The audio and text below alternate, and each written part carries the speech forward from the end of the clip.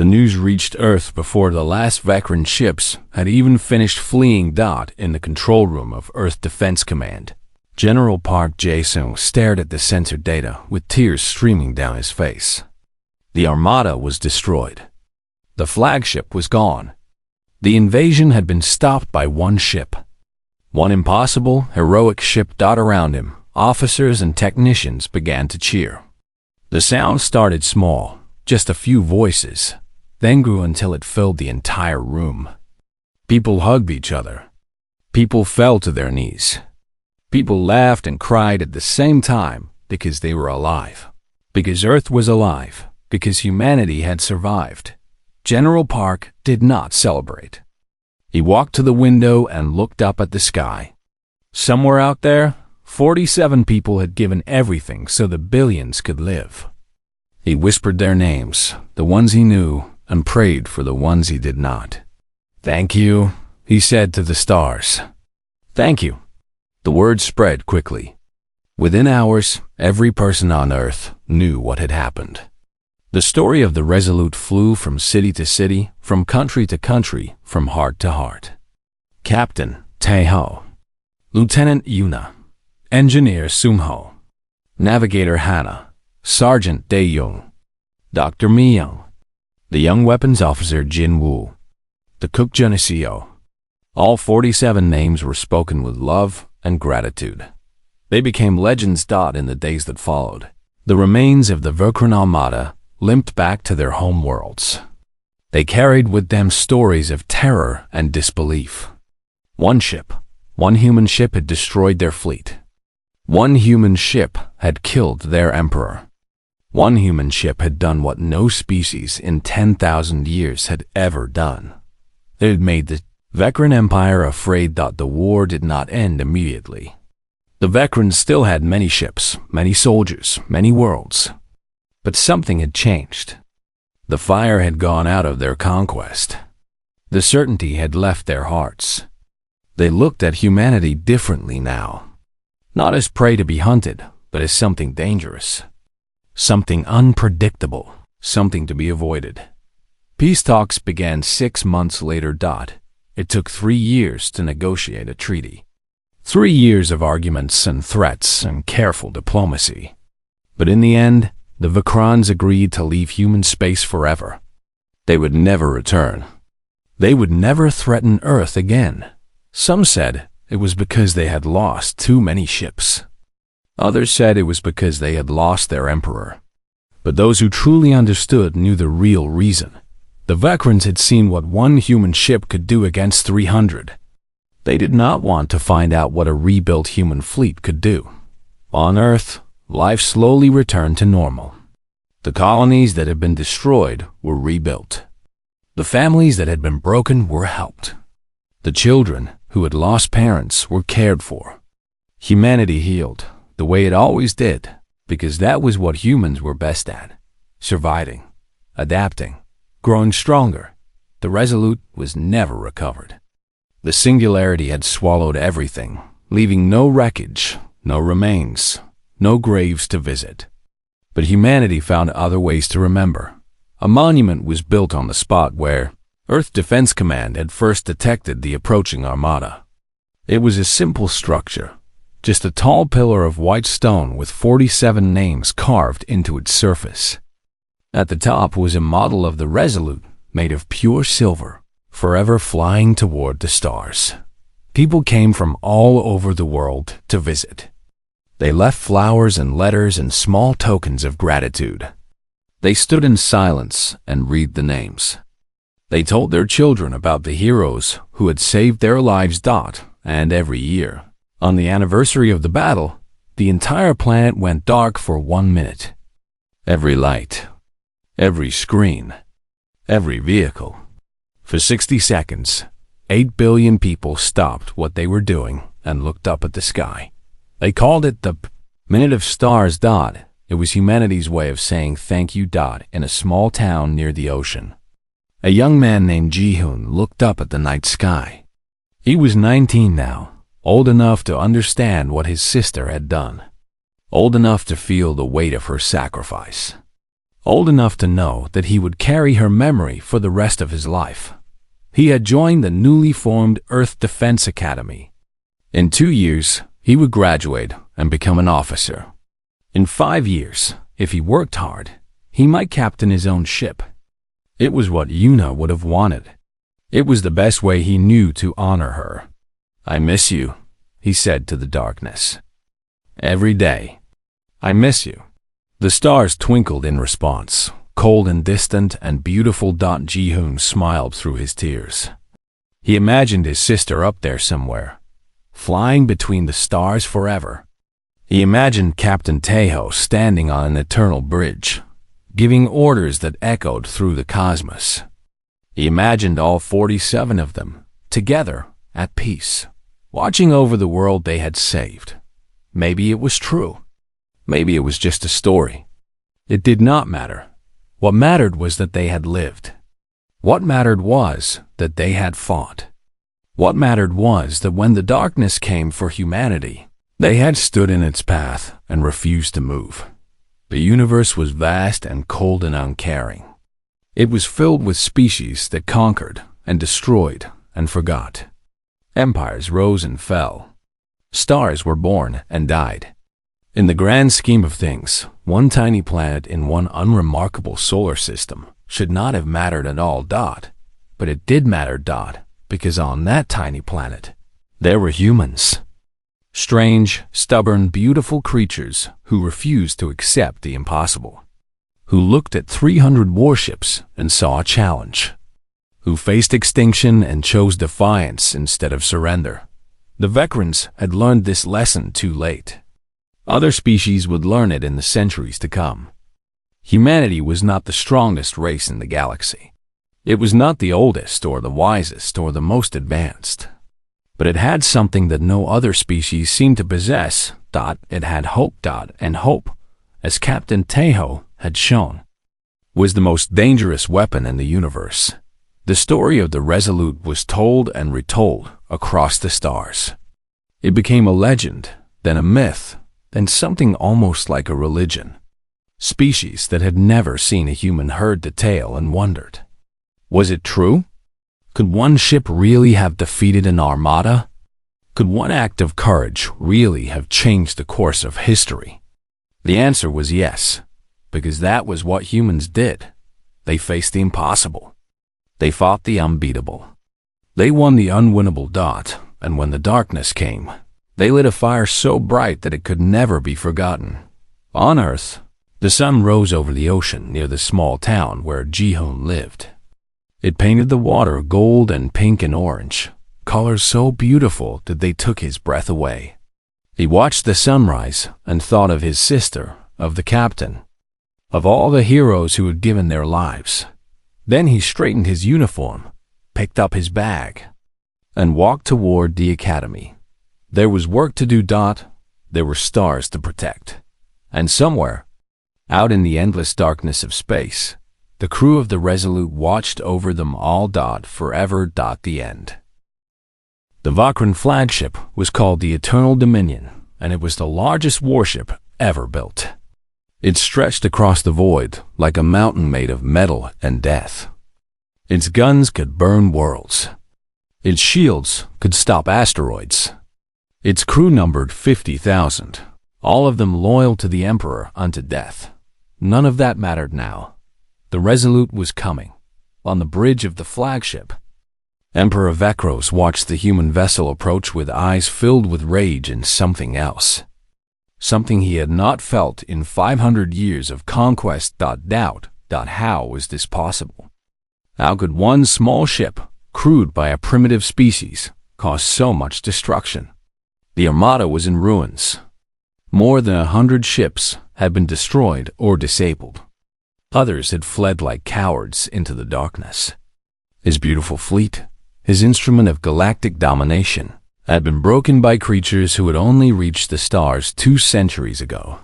"Destroy them," Vekros commanded, his voice cold as ice. "All weapons. Fire everything." The Eternal Dominion opened fire. Hundreds of plasma cannons turned toward the approaching human ship. Thousands of missiles launched from their tubes. The space between the two vessels became a wall of fire and death, and the Resolute flew straight through it. Hannah's hands moved faster than thought. She had spent 30 years navigating through asteroid fields and nebula storms. She had flown rescue missions through collapsing space stations. She had escaped veteran hunting parties by flying through the corona of a dying star. This was just another day. The ship twisted left. A plasma bolt screamed past the hull. The ship dove down. A missile exploded harmlessly above them. The ship rolled right. Another bolt, another miss. Shields at 10%. Una shouted from her station. "We cannot take much more." "We do not need to," Tejo replied. His eyes were fixed on the flagship, growing larger with every second. Just a little more. Just a little closer. On the Eternal Dominion, the weapons officers were going mad. Nothing they fired could hit the human vessel. It was too small, too fast, too unpredictable. Every shot went wide. Every missile struck empty space. The tiny ship danced through their fire like it was blessed by forces beyond understanding. Emperor Vekros realized the truth. Too late. The humans were not trying to fight the flagship. They were not trying to win a battle. They were flying straight toward the bridge section, toward the heart of the command structure. They were going to ram. Emergency evasive. Vekros screamed. "Get us away from that ship." But the Eternal Dominion was too big, too slow. It was like trying to move a mountain in the time it takes a bird to fly. The engines roared. The massive hull began to turn. It was not fast enough. On the Resolute, Sung-Ho was fighting to keep the ship together. The gravity drive had failed completely. The main engines were running on emergency power. Half the consoles on the bridge were dark. Fire suppression systems had deployed in 3 compartments. They were falling apart, but they were not stopping. 500 meters to target, Hana reported. Her voice was steady, almost peaceful. She knew what came next. They all did. Captain Tejo turned to his crew. These brave men and women who had followed him into hell. These heroes who would never be properly remembered by the galaxy they saved. "It has been my greatest honor," he said simply. No one responded with words. They did not need to. The looks in their eyes said everything. Una smiled. Sung-Ho nodded. Hana kept flying. 100 meters, Hana announced. Impact in 10 seconds. And then, something unexpected happened. The singularity bomb activated early. Jinwoo looked at his console in shock. "Captain, the bomb is charging. Something is wrong with the proximity sensors. It is going to detonate before we reach the flagship." For one terrible moment, Tejo thought everything had failed. If the bomb exploded now, they would be too far away. The blast would destroy the Resolute, but leave the flagship damaged, not destroyed. The Emperor would survive. The invasion would continue. Then Una spoke. Her voice was calm and certain. "Captain, I can fix it." She was already out of her chair, running toward the cargo hold where the bomb was stored. The ship shook around her as another plasma bolt grazed the hull. She fell, got up, kept running. The cargo hold was a disaster. Crates had broken loose. Sparks flew from damaged power conduits. In the center of the room, the singularity bomb sat in its containment unit, glowing with unstable energy. Una reached the device and pulled off the access panel. Inside was a mess of wires and circuits, some of them smoking, some of them completely destroyed.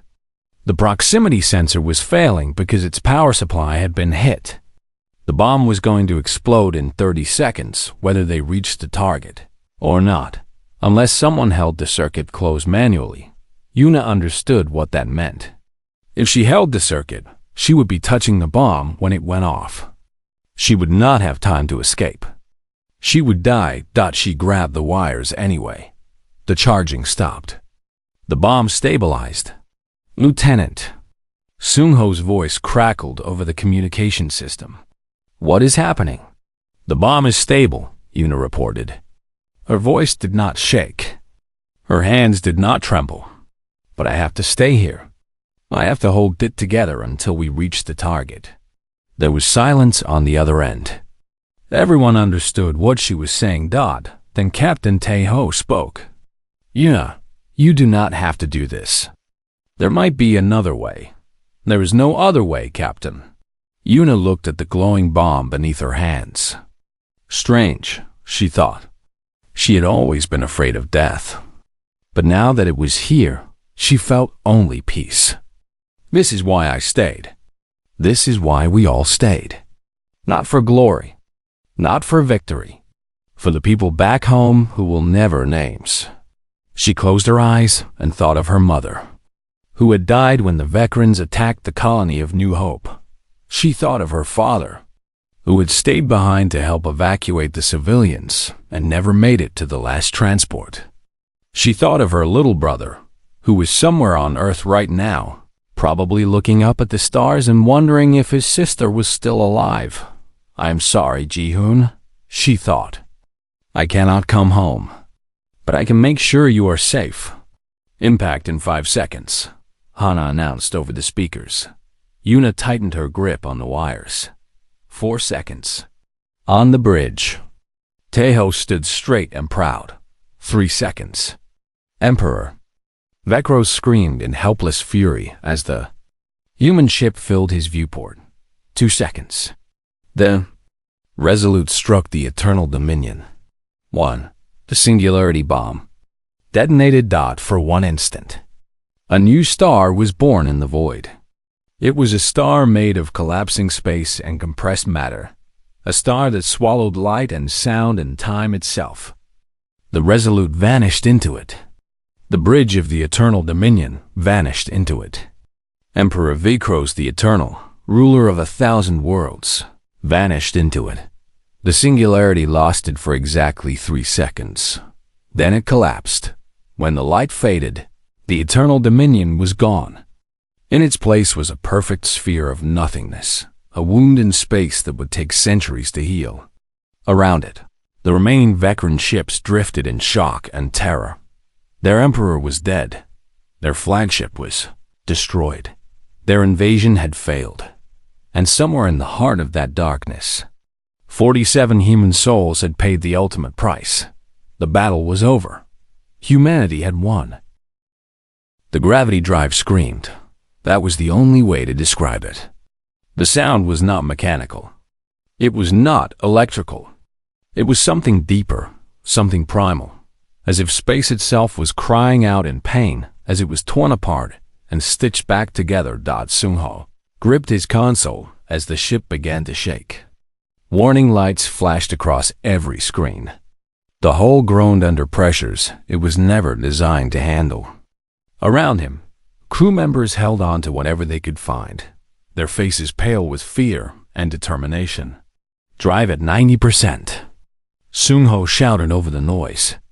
Coordinates locked.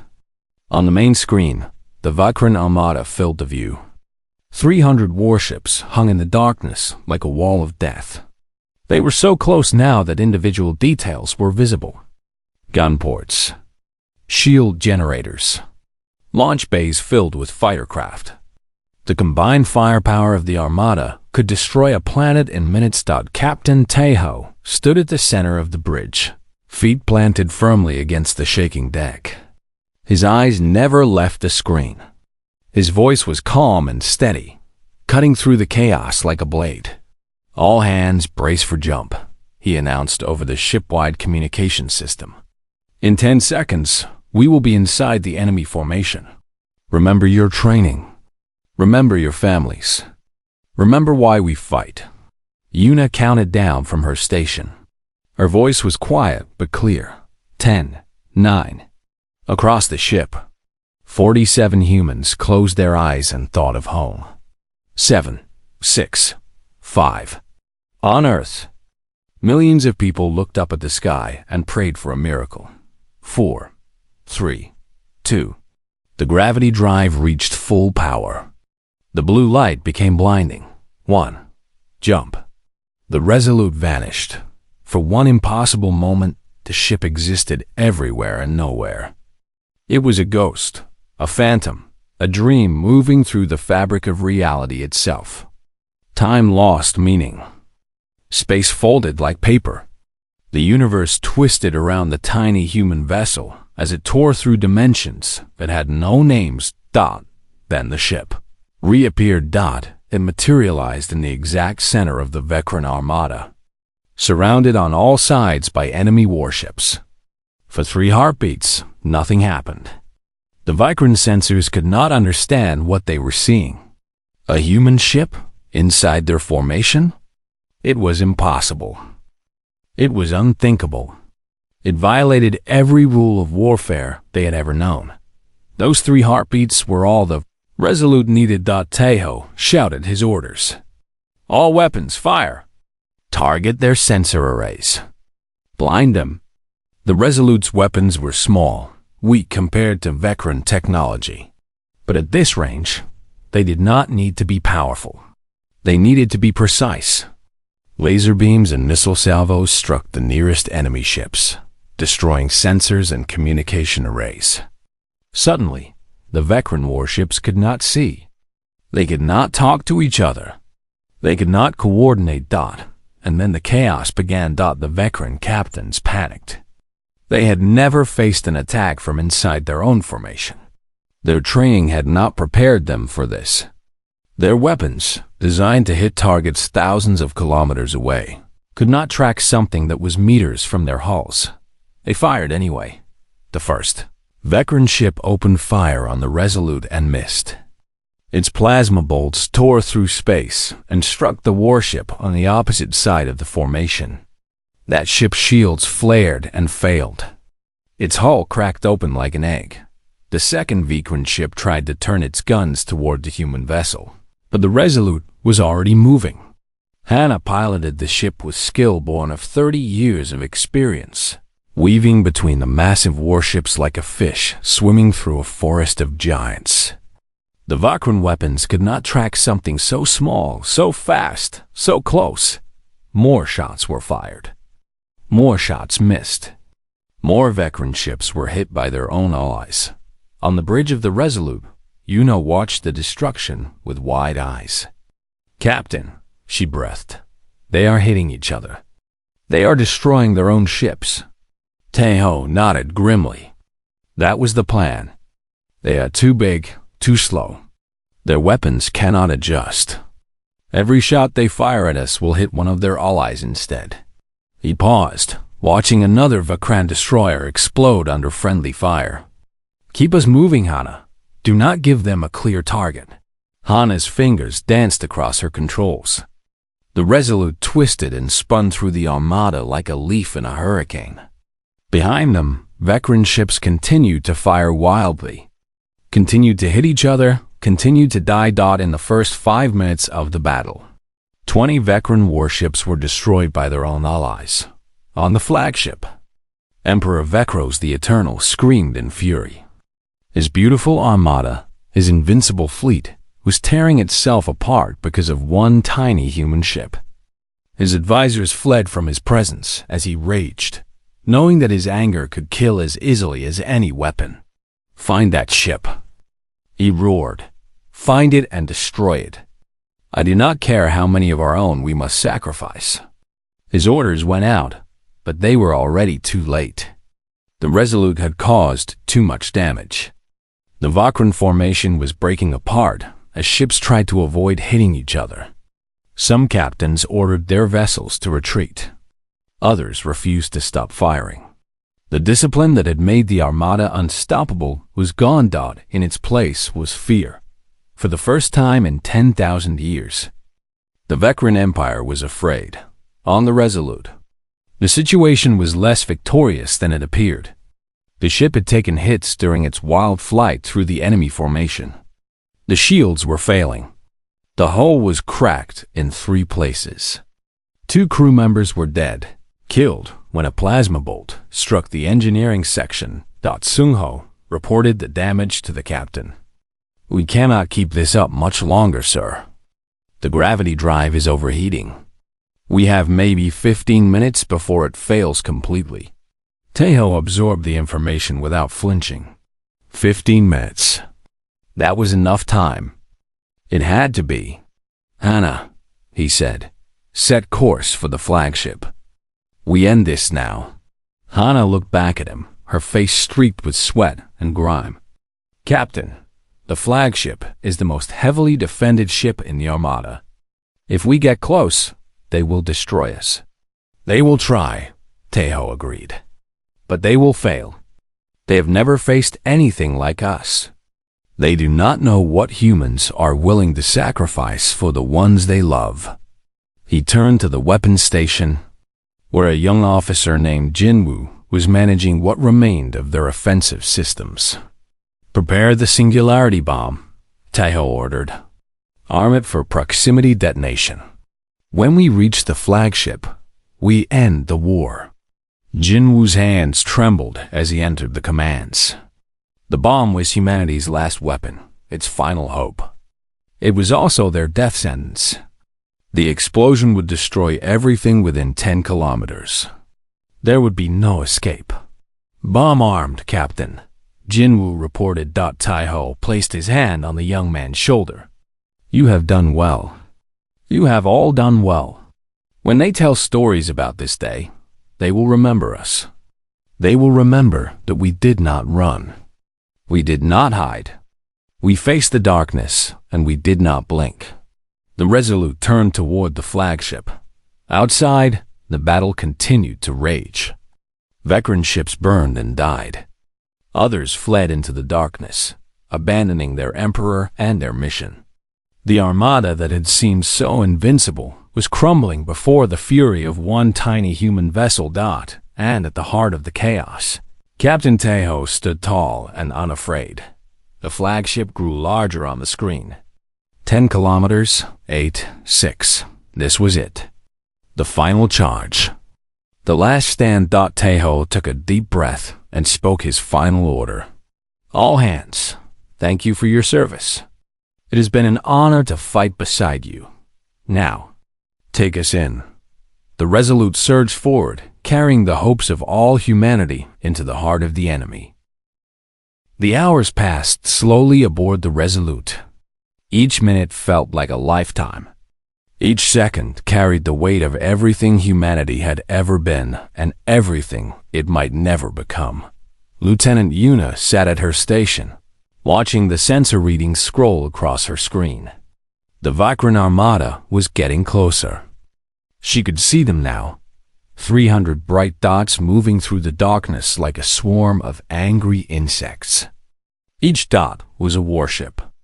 Each warship was large enough to carry 10,000 soldiers. Each soldier was bred for war, and nothing else. She had studied the veterans during the war. She knew their history. They were an old race, ancient beyond human understanding. They had conquered their first world when humans were still learning to make fire. They had built their empire while humans were still living in caves. To them, humanity was nothing. Just another species to crush. Just another world to burn. But Yuna also knew something else about the veterans. She knew their weakness. They did not understand fear. It was not that they were brave. It was that they had never faced anything that could make them afraid. For 10,000 years, they had won every battle. Every enemy had fallen before them. Every world had surrendered. They had forgotten what it felt like to lose. Yuna smiled to herself. Today, she thought, they would remember. Across the bridge, Sungho was making final adjustments to the gravity drive. His fingers moved quickly over the controls, checking and rechecking every calculation. The drive was experimental. It had never been tested in real conditions. There was a 60% chance it would tear the ship apart the moment they activated it, but there was also a 40% chance it would work. Sungho liked those odds. They were better than 0. He thought about his sister back on Earth.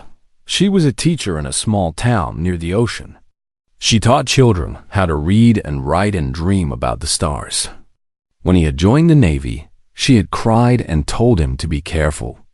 When he had told her he was going to fight the Vikrans, she had cried again and told him to come home. He would not come home. He knew that now. But maybe, just maybe, he could make sure she lived to see another sunrise. That was enough. That was everything. In the navigation bay, Hana was plotting their course. It was the most dangerous route she had ever calculated. They would jump directly into the center of the Vekran formation, appearing between the largest warships. At that range, the enemy weapons would be almost useless. The Vekran ships were designed for long-range combat. They were not designed to fight something that was already inside their lines, but the humans were. Humans had always been clever. They had always found ways to survive when survival seemed impossible. They had climbed down from the trees and conquered the earth. They had built ships and crossed the oceans. They had built rockets and reached the stars.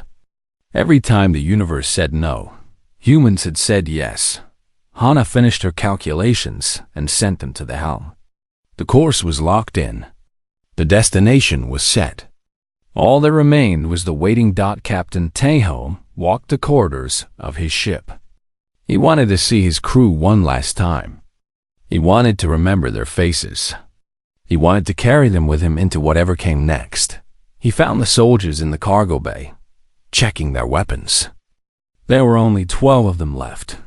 12 Marines who had survived the massacre at New Seoul Colony. They were young and old, men and women, all of them scarred by battles they should not have survived. "Captain," said their leader, a sergeant named Dae-young.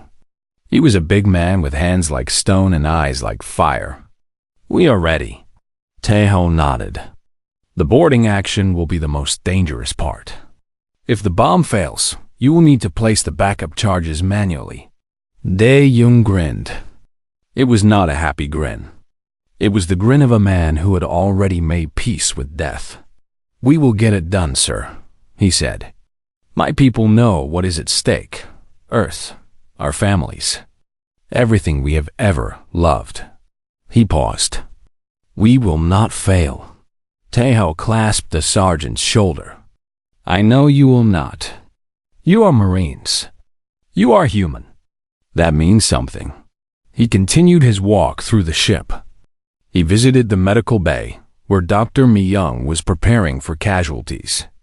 He visited the engine room, where the technicians were coaxing every last bit of power from the old reactors. He visited the mess hall, where a young cook named Jun Seo was making one last meal for the crew. "What is on the menu?" Taeho asked. Jun-Seo looked up and smiled shyly. "Rice and vegetables, Captain, with some dried fish. Nothing special." "It sounds perfect," Taeho said. "Make enough for everyone. We will eat together before the battle." And so they did. 47 people gathered in the small mess hall, sitting shoulder to shoulder on benches and floor and countertops. They ate rice and vegetables and dried fish. They talked about home. They talked about family. They talked about everything except the battle that was coming. For 1 hour, they were not soldiers. They were just people sharing a meal and sharing their lives. When the hour ended, they returned to their stations. The sensor display showed the Vekran Armada less than 2 hours away. The enemy ships were close enough now that the Resolute's cameras could see them clearly. They were massive, each one bristling with weapons. Their hulls were black as night, decorated with symbols of conquest and domination. On the lead ship, the flagship of the Armada, the Vekran Emperor himself watched his fleet approach Earth. His name was Vakros the Eternal, and he had ruled his people for 500 years. He had personally overseen the destruction of 300 worlds. He had watched species beg for mercy before he ordered their extinction. He expected the humans to do the same. His sensors showed one small ship in his path. One tiny vessel, barely worth noticing. His advisors told him it was a patrol craft, poorly armed and poorly armored. They recommended ignoring it entirely. It was no threat to the Armada. Vaqueros agreed. He ordered his fleet to continue toward Earth.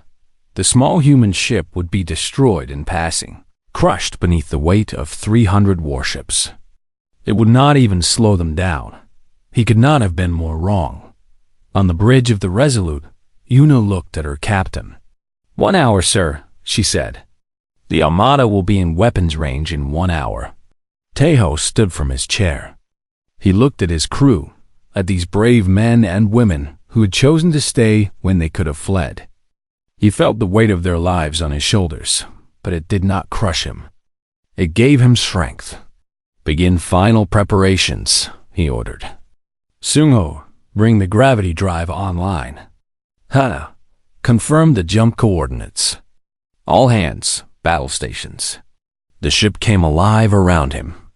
Lights flickered as power was diverted to critical systems.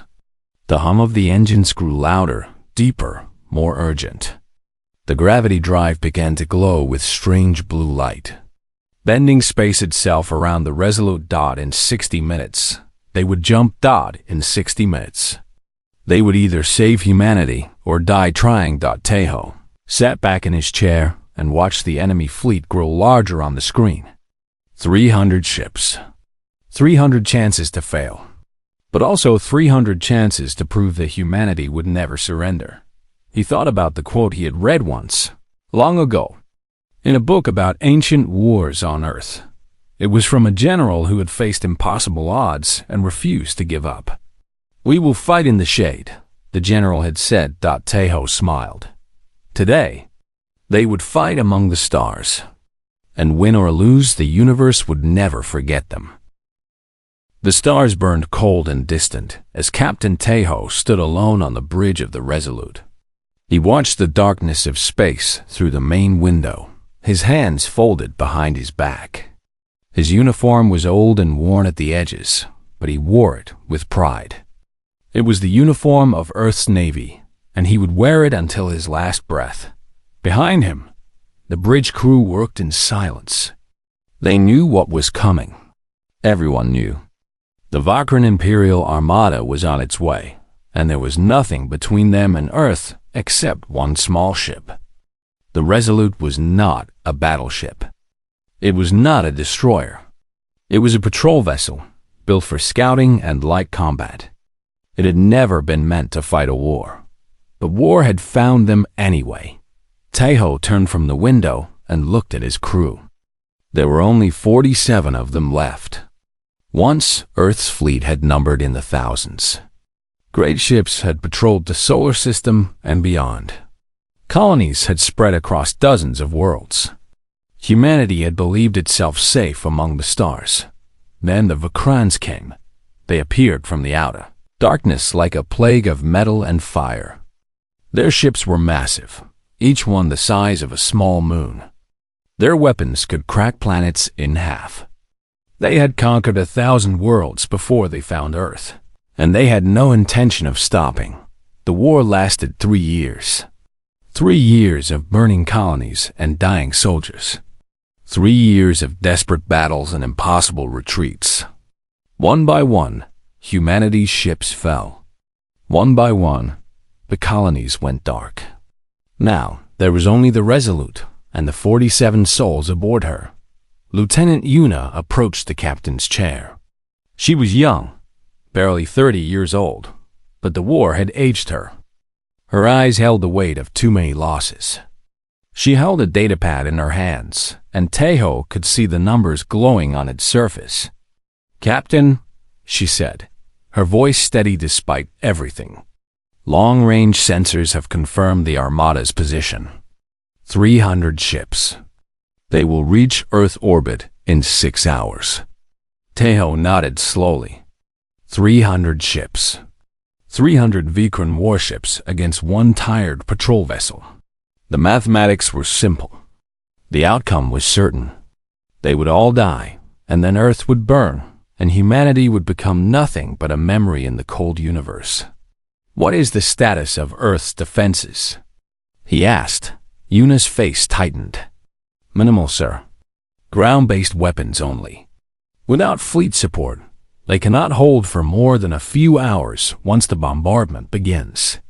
Taeho closed his eyes for a moment. He thought of Earth. He thought of the blue oceans and green forests. He thought of the cities filled with millions of people who were looking up at the sky right now, waiting, hoping, praying for salvation that would not come. He opened his eyes. Then we will buy them those hours, he said. Yuna stared at him. For a moment, something flickered in her eyes. It might have been fear. It might have been hope. It might have been both. Sir, she said carefully, we cannot defeat them. Our weapons cannot even scratch their armor. Our shields will fall in the first exchange. We are one ship against 300. I know, Taeho said. He smiled, and it was a strange smile, filled with something the veterans had never understood. It was the smile of a human being who had nothing left to lose. But they do not know us, Lieutenant. They have conquered 1,000 worlds. They have crushed 1,000 species beneath their feet. They think we are like the others. They think we will break. He walked past her toward the engineering station, where a young man named Seung-ho sat hunched over his console. Seung-ho was the ship's chief engineer, and he was the smartest person Taeho had ever met. He was also the most stubborn. Seung-ho, Taeho said. Is it ready? The engineer looked up. His face was pale, and his hands were shaking slightly, but his eyes burned with fierce determination. It is ready, Captain, he said. The gravity drive has been modified according to the theoretical specifications. I cannot guarantee it will work. I cannot guarantee we will survive the jump. But if it does work, if it works, Taeho finished, we will appear inside their formation, in the middle of 300 ships. Seung-ho nodded. Yes, sir. Right in the heart of the beast. Across the bridge, Navigator Hannah turned from her station. She was older than the others, with gray streaks in her black hair and lines carved deep around her mouth. She had served in the Navy for 30 years, and she had seen more death than anyone should ever see. Captain, she said, her voice rough and tired, even if we make it inside their formation, what then? We have no weapons that can hurt them. We have no shields that can protect us. We will die in seconds. Taeho looked at her, and then he looked at all of them. His crew, his family, the last defenders of humanity. We have something they have never seen before, he said quietly. We have humanity's last gift. Seung-ho has been working on it for 6 months.